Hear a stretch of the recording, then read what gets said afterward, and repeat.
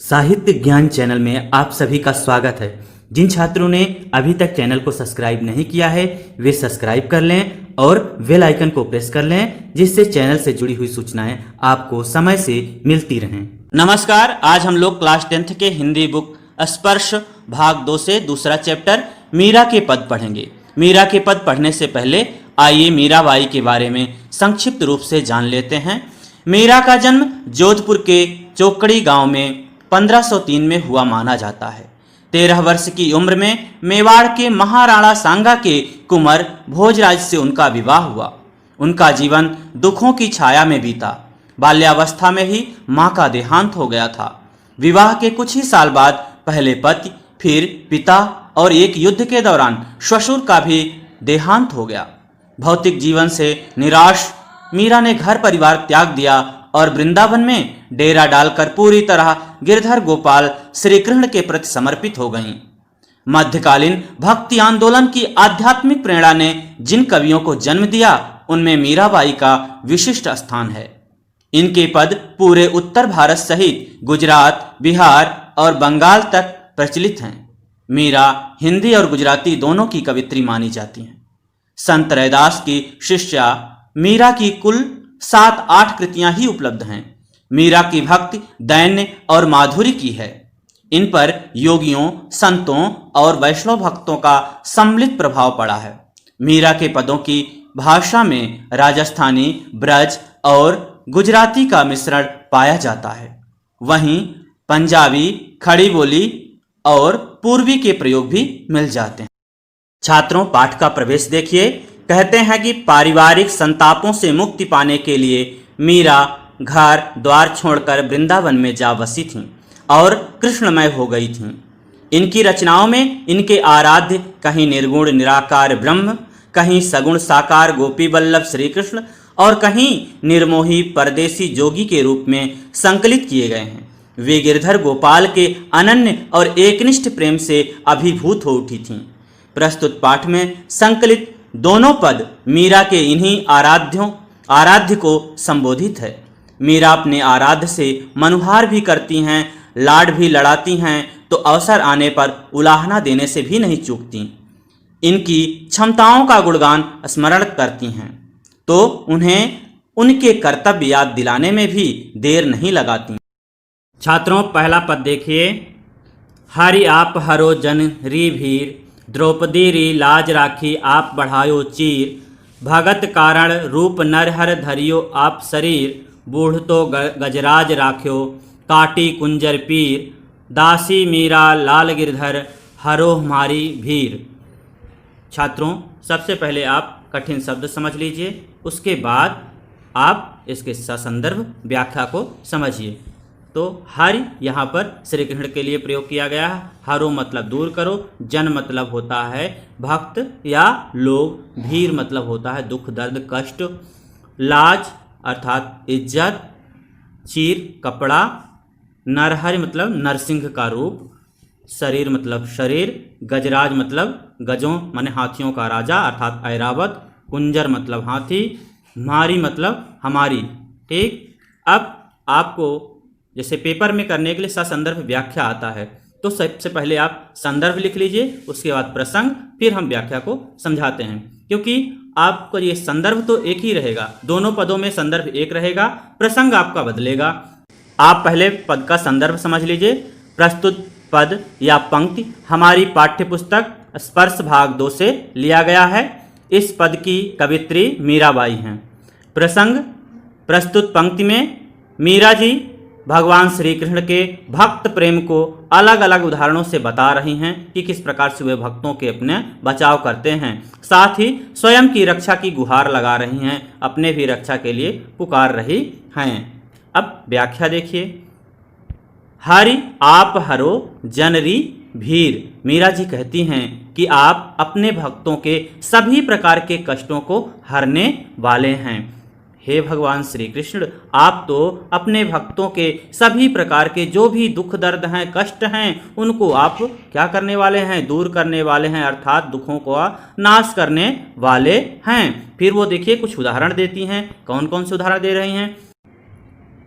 द्रौपदी री लाज राखी आप बढ़ाए चिर। वो कहती हैं कि जिस प्रकार से आपने क्या किया था, द्रौपदी को बचाने के लिए, द्रौपदी की इज्जत बचाने के लिए साड़ी बढ़ाया था, उसी प्रकार से हमारी रक्षा करिए।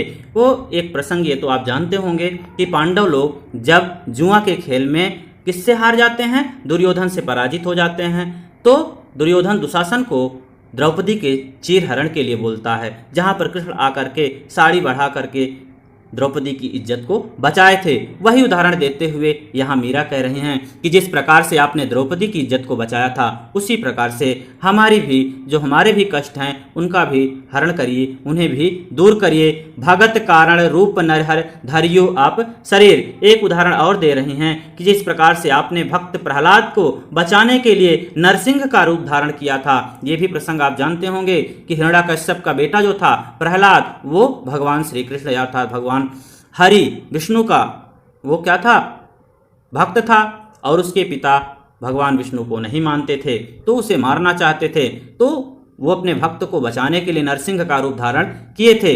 तो इन उदाहरणों को देकर के वो बता रहे हैं कि जिस प्रकार से आप तमाम भक्तों की रक्षा किए, उसी प्रकार से मेरी भी रक्षा करिए। आगे एक उदाहरण और दे रहे हैं, बूढ़ तो गजराज राखो काटी कुंजर पीर। और जिस प्रकार से हाथियों के राजा ऐरावत के अर्थात जो भगवान इंद्र का क्या है, वाहन है, उसकी रक्षा करने के लिए आपने क्या किया था, जो मगरमच्छ था उससे, उसके चंगुल से उसे बचाया था, छुड़ाया था। उसी प्रकार से आप हम सबकी, हम जो भक्तगण हैं आपके, उनकी रक्षा करिए। आगे कहते हैं कि दासी मीरा लाल गिरधर हारो मारी पीर।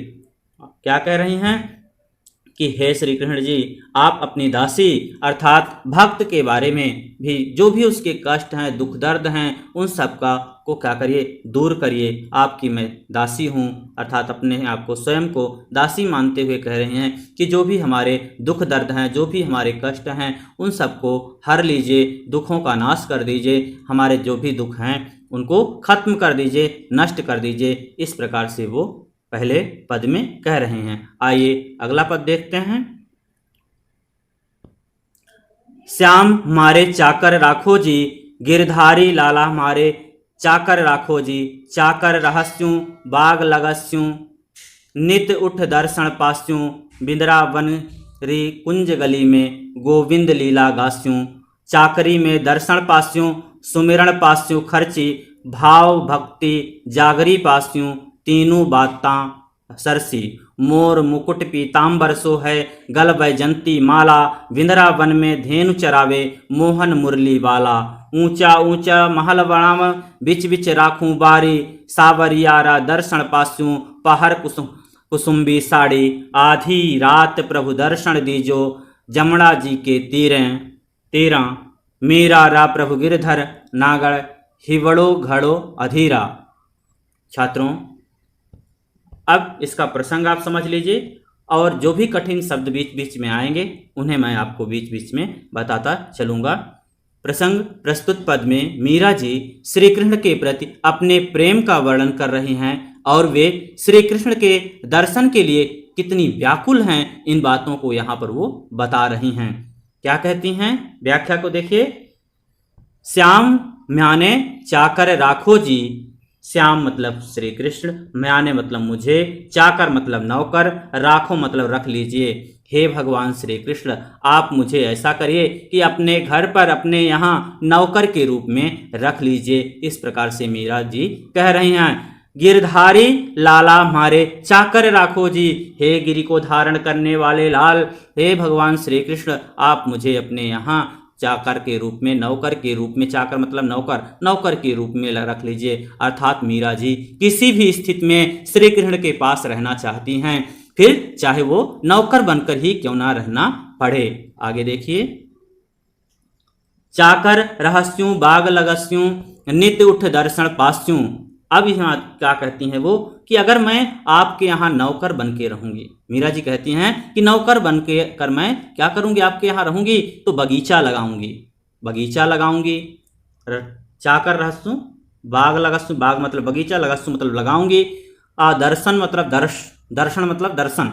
तो वो कह रहे हैं कि अगर आपके यहाँ मैं रहूंगी तो क्या करूंगी, बाग लगाऊंगी, और आपके रोज सुबह सुबह नित सुबह आपके दर्शन पाऊंगी। क्यों? क्योंकि जब मैं बाग लगाऊंगी तो आप वहां पर घूमने तो जरूर आएंगे, विहार करने जरूर आएंगे, टहलने के लिए जरूर आएंगे।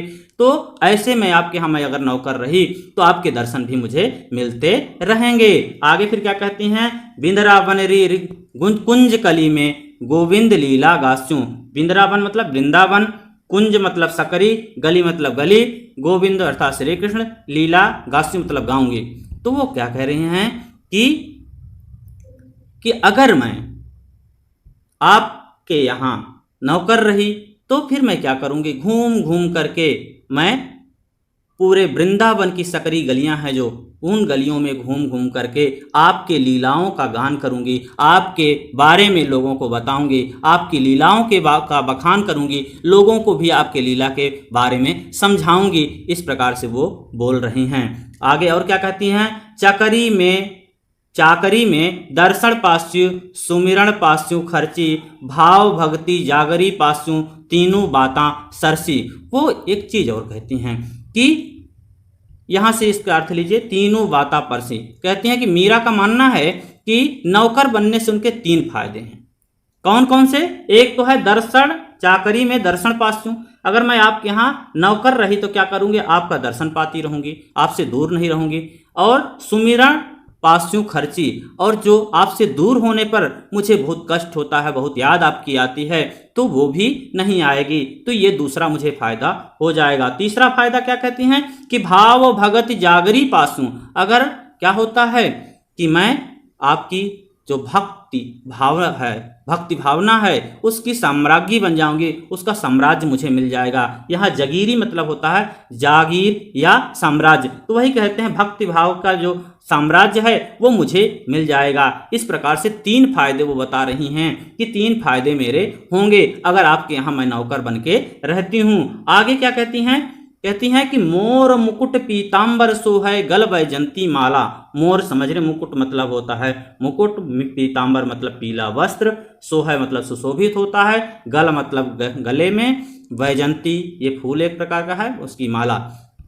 तो अब यहाँ पर क्या कर रही हैं, श्री कृष्ण के पहनावे का बखान कर रही हैं, उनके रूप का बखान कर रही हैं। और क्या कहती हैं कि मोर मुकुट पीतांबर सोहै, आपके मस्तक पर, आपके सर पर मोर की मुकुट आप सुशोभित होती है और आपके शरीर पर पीला पीला वस्त्र शोभायमान हो रहा है। साथ ही साथ आपके गले में वैजंती की माला सुशोभित हो रही है, बहुत ही अच्छी लग रही है। आप जो इस प्रकार से सर पर मोर का मुकुट और पूरे शरीर पर पीले वस्त्र और गले में वैजंती की माला जब आप पहन लेते हैं तो आप बहुत ही अच्छे लगते हैं। बिंदरावन में धेनु चरावे मुरली मोहन वाला।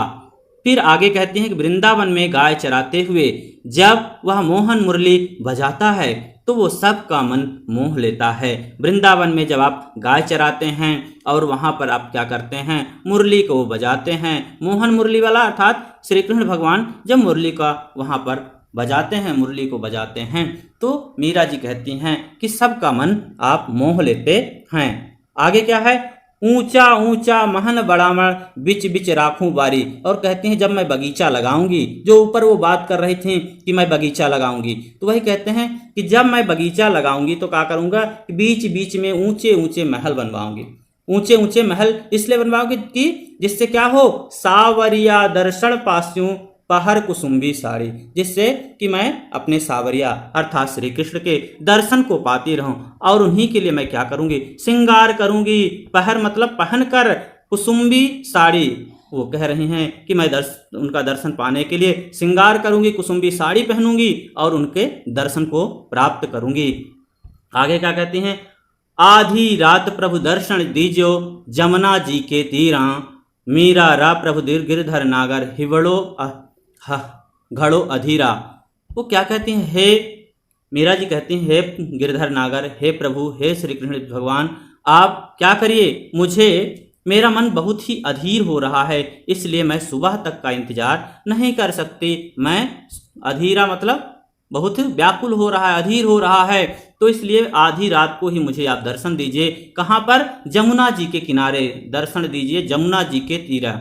तो आप मुझे आधी रात में ही आप मुझे दर्शन दीजिए। कहाँ पर? जमुना जी के किनारे। मैं सुबह तक का इंतजार नहीं कर सकती। हे भगवान श्री कृष्ण, आप मुझे रात में ही दर्शन दीजिए। इस प्रकार से वो अपनी व्याकुलता को प्रकट कर रही हैं कि वो श्री कृष्ण को प्राप्त करने के लिए, श्री कृष्ण से मिलने के लिए कितना व्याकुल हैं। और वो आधी रात में भी श्री कृष्ण को क्या कर रही हैं? पुकार रही हैं कि आप मिलने के लिए कहाँ पर आइए, जमुना जी के किनारे आ जाइए। छात्रों, आज का चैप्टर यहीं पर समाप्त होता है। आप चैनल को सब्सक्राइब करें, वीडियो को लाइक करें और अपने साथियों के बीच में शेयर करें। धन्यवाद।